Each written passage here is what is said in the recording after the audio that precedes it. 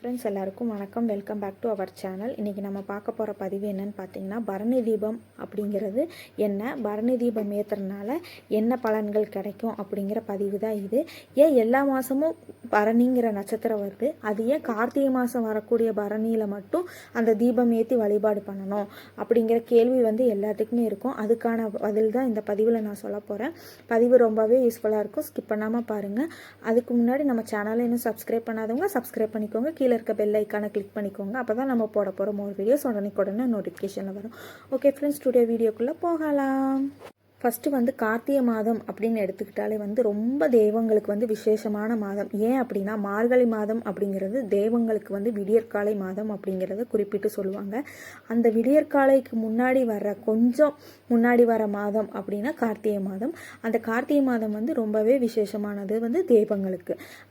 இதில் ரொம்ப விசேஷமானது எந்த தெய்வங்கள் அப்படின்னு பார்த்தோம் அப்படின்னா, அண்ணாமலையார் ஜோதி தீபம் ஏற்றக்கூடிய அண்ணாமலையார் கோயில், திருவண்ணாமலையில் இருக்கக்கூடிய கோவிலில் விசேஷங்கள் ஆரம்பித்து நோம்பி சாட்டி நடந்துக்கிட்டு இருக்கு.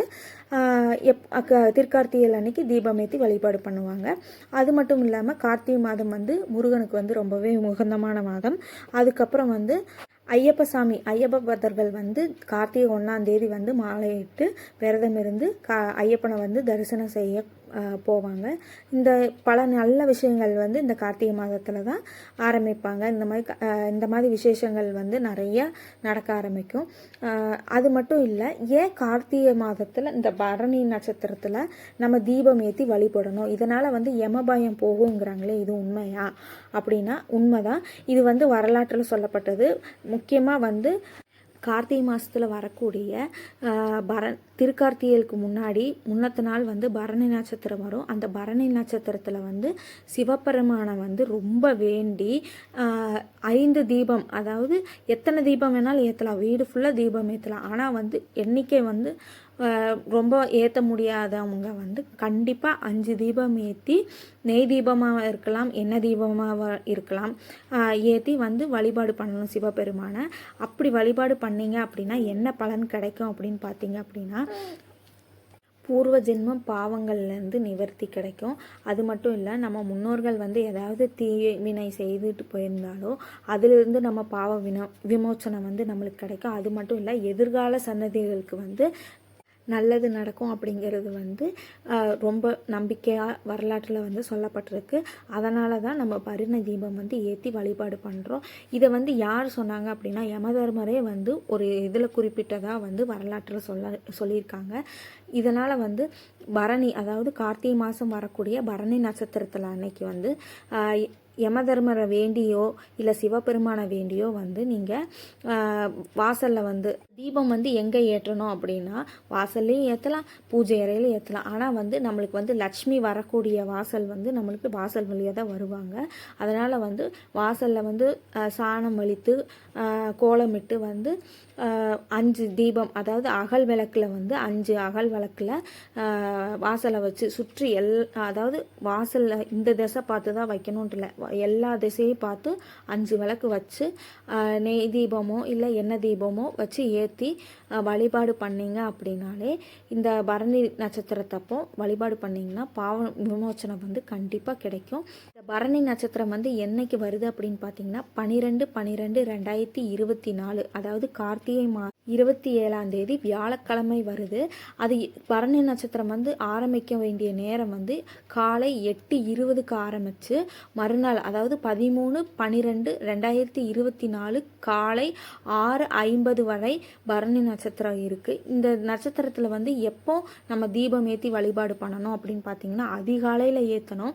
அதிகாலையில் பரணி நட்சத்திரம் வராதனால நம்ம எப்போ ஏற்றலாம் அப்படின்னா, மாலை 6 மணிக்கு 6 to 7க்குள்ளே ஏற்ற ஆரம்பிச்சிருங்க. மறுநாள் காலை, அதாவது 13/12/2024 காலை 6:50 வரைக்கும் பரணி அப்படிங்கிற நட்சத்திரம் இருக்குது. நீங்கள் அதனால் மறுநாள் காலையில் தீபம் ஏற்றி வழிபாடு பண்ணுறவங்க, அதாவது அதிகாலை 4 மணிக்கு தீபம் ஏற்றி வழிபாடு பண்ணுறவங்களும் பண்ணிக்கலாம். நிறைய பேர் இந்த கார்த்திகை மாதம் அப்படின்னு எடுத்துக்கிட்டாலே மாதம் முழுவதும் வீட்டில் விளக்கேற்றுறவங்களும் இருக்காங்க. ஏன் கார்த்திகை மாதம் மட்டும் தீபம் ஏற்றி வழிபாடு பண்ணுறாங்க அப்படின்னா, அதாவது இருள் வெளிச்சமாகிற மாதம் அப்படிங்கிறதுன குறிப்பிட்டு தான் இந்த வந்து கார்த்திகை மாதம் வந்து எல்லாருமே தீபமேத்தி வழிபாடு பண்ணுறாங்க. அதாவது தேவங்களுக்கு வந்து விடியற்காலை அப்படிங்கிறது வந்து மார்கழி மாதம், அதாவது விடியற்காலைக்கு முன்னாடி வருது இருள் மாதமாக இருக்குது. கார்த்திகை மாதம் வந்து இருள் மாதமாக இருக்குது. வெளிச்சம் வர்றதுக்கு கார்த்திகை மாதம் வந்து தீபமேத்தி வழிபாடு பண்ணுறது இது வந்து ஒரு பதிவில் குறிப்பிடப்பட்டிருக்கு. அதுக்கப்புறம் பார்த்தீங்க அப்படின்னா தீபம் வந்து புது தீபம் ஏற்றணுமா பழைய தீபம் ஏற்றணுமா அப்படிங்கிற சந்தேகம் வந்து எல்லாத்துக்குமே இருக்கும். கண்டிப்பாக வந்து வீட்டில் ஏற்றுறது வந்து 2 விளக்காவது வந்து புது தீபம் ஏற்றுங்க. அதுக்கப்புறம் கோயிலில் வந்து நீங்கள் விளக்கு போட போனீங்க அப்படின்னா புது அகல் விளக்கு தான் வந்து கொண்டுட்டு போகணும் கோவிலில் ஏற்றுறக்கு. ஏன்னா பழைய விளக்கு நம்ம வீட்டில் வச்ச விளக்குலாம் நீங்கள் கொண்டுட்டு போகக்கூடாது. கோவிலுக்குன்னு போய் ஏற்றுறது வந்து புது விளக்கு தான் ஏற்றணும். சரி, இந்த பரணி தீபத்தப்போ வந்து விரதம் இருக்கணுமா அப்படின்னா கட்டாய விரதம் இருக்கணும். திருக்கார்த்திகைக்கு விரதம் இருக்கிறீங்க அப்படின்னா பரணியிலேருந்தே நீங்கள் விரதம் இருக்க ஆரம்பிச்சிடணும். எப்போ ஆரம்பிக்கிறீங்க அப்படின்னா பரணி வந்து காலையில் அந்த நட்சத்திரம் வந்து காலையில் 8:20க்கு ஆரம்பிக்குது அப்படின்னா நீங்கள் காலையில் சீக்கிரம் சாப்பிட்றவங்க சாப்பிட்டு அப்பத்துலேருந்து மதியானத்துலேருந்து விரதம் கடைப்பிடிக்கிறவங்க கடைப்பிடிக்கலாம். இல்லை எனக்கு சாயந்தரம் நான் விளக்கு ஏற்றும் போதுலேருந்து விரதத்தை ஆரம்பிக்கிறேன் அப்படின்னு ஆரம்பிக்கிறீங்கன்னா நைட் வந்து பால் பழம் சாப்பிட்டு விரதம் இருக்கிறவங்க இருந்து திருக்கார்த்திகை ஃபுல்லாக விரதம் இருந்து நீங்கள் மறுநாள் 13/12/2024 திருக்கார்த்திகை முடிஞ்சு அதாவது ஈவினிங் அண்ணாமலை தீபம் ஜோதி தீபம் ஏற்றினதுக்கப்புறம் நீங்கள் வீட்டில் எல்லாம் தீபம் ஏற்றி வழிபாடு பண்ணி முருகன்கிட்டயோ சிவன்கிட்டையோ எல்லா உங்களோட கஷ்ட நஷ்டம் எல்லா கோரிக்கைகளும் வச்சு நீங்கள் வந்து விரதம் இருந்து கடைப்பிடிச்சு நிவர்த்தி பண்ணீங்க அப்படின்னா ரொம்பவே விசேஷமாக இருக்கும். இந்த தீபமேத்தி வழிபாடு பண்ணதுக்கப்புறம் உங்களோட விரதத்தை வந்து முடித்து நீங்கள் வந்து சாமிக்கிட்ட வேண்டுதல் வச்சிங்க அப்படின்னா அவர் வந்து எல்லாமே பலன்களை வந்து அள்ளி தருவார். மெயினாக வந்து எப்படி விரதம் இருக்கணும் அப்படின்னா சாப்பிடாம விரதம் இருக்கிறவங்க வந்து அதாவது அன்ன விரதம் இருக்கிறவங்க வந்து இருக்கலாம். அப்படி இல்லாமல் மௌன விரதம் அப்படின்னு இருக்கிறவங்க வந்து அது எப்படி இருக்கணும் அப்படின்னா நீங்கள் வந்து மௌன விரதம்னு எடுத்துக்கிட்டால் வந்து நீங்கள் எப்போ பரணியிலேருந்து விரதம் இருந்தாலும் சரி, இல்லை திருக்கார்த்திகை காலையிலேருந்து தான் நான் விரதம் இருக்க போகிறேன் அப்படின்னா காலையிலேருந்து சாயந்தரம் தீபம் ஏற்றி வழிபாடு முடிக்கிற வரைக்கும் நீங்கள் மௌன விரதம் இருந்து வழிபாடு பண்ணலாம். இல்லை சாப்பிடாமல் இருந்து நான் ஒரு நேரம் சாப்பாடு எடுத்துக்கிட்டு நான் விரதம் இருக்க போகிறேன் அப்படிங்கிறவங்களும் இருக்கலாம். இல்லை பால் பழம் மட்டும் சாப்பிட்டு நான் வந்து 3 நேரம் வந்து சாப்பிடாமல் விரதம் இருக்க போகிறேன் அப்படின்ட்டு இருக்கிறவங்களும் இருக்கலாம். இந்த மாதிரி உங்களால் என்ன முடியும் உங்கள் உடல் நிலைக்கு வந்து பலன்கள் வந்து பூரணமாகவே கிடைக்கும்.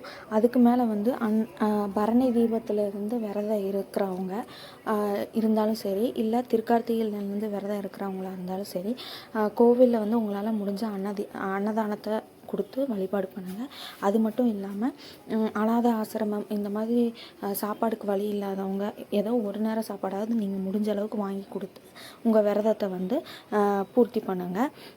தெய்வங்கள் வந்து உங்களோட உங்களுக்கு வந்து உங்களோட ஆசீர்வாதம் எல்லாமே கிடைக்கும். தெய்வங்களோட ஆசீர்வாதம் வந்து உங்களுக்கு கண்டிப்பாக கிடைக்கும். அதுக்கப்புறம் பார்த்தீங்க அப்படின்னா பரணி தீபத்தை அப்போ வந்து குறைஞ்சபட்சம் 5 தீபம் ஏற்றுங்க. இல்லை அப்படின்னா நீங்கள் நிறைய ஏற்றலாம், ஆனால் குறைஞ்சபட்சமாவது 5 தீபம் ஏற்றி ஆகணும். அதுக்கு மேலே நீங்கள் எவ்வளோ வேணாலும் ஏற்றலாம், வீடு ஃபுல்லாக ஏற்றலாம். முதல்ல நீங்கள் ஏற்ற வேண்டியது வந்து வாசல்லேருந்து தான் ஏற்றணும் விளக்கு. அதுக்கப்புறம் வந்து வீட்டுக்குள்ளே வந்து பூஜை அறை, சமையல் அறை, வேறு என்னென்ன கிணத்து திட்டு இந்த மாதிரி உங்களுக்கு புழங்கக்கூடிய எல்லா சைடும் நீங்கள் வந்து விளக்கேற்றி வழிபாடு பண்ணிங்க அப்படின்னா வீடு வெளிச்சமாக இருக்குதோ இல்லையா உங்கள் வாழ்க்கையில் வந்து மிக நல்ல வெளிச்சம் வந்து ஏற்படுறதுக்கு நிறைய வாய்ப்பு இருக்குது. ஓகே ஃப்ரெண்ட்ஸ், இந்த பதிவு உங்களுக்கு ரொம்பவே யூஸ்ஃபுல்லாக இருக்கும்னு நினைக்கிறேன். பிடிச்சிருந்தா லைக் பண்ணுங்கள், ஷேர் பண்ணுங்கள், கமெண்ட் பண்ணுங்கள், சப்ஸ்கிரைப் பண்ணால் மறந்துடாதீங்க. நெக்ஸ்ட் வீடியோ வந்து திருக்கார்த்திகை விரதம் அப்போது என்னென்ன மாதிரி நீங்கள் வழிபாடு பண்ணணும் அப்படிங்கிற வீடியோ வந்து அடுத்து அப்லோட் பண்ண போகிறேன். ஓகே ஃப்ரெண்ட்ஸ், மறக்காமல் சப்ஸ்கிரைப் பண்ணிக்கோங்க நம்ம சேனலை. தேங்க்யூ, பாய்.